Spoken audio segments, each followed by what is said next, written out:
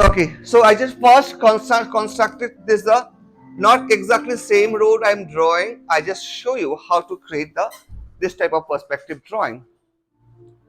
So now after that here, so you can see here one house over here, right?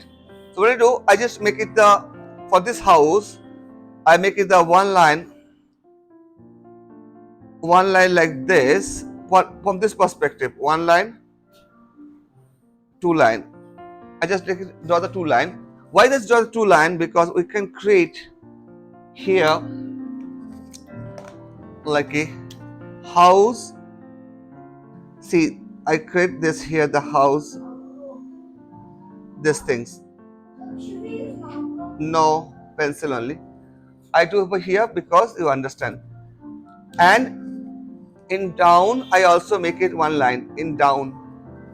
Why I do this line down and make sure this line should be straight. This line, whatever you draw, this line should be straight. It should be straight. It is a straight line. Straight line.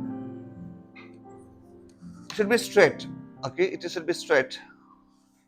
I make this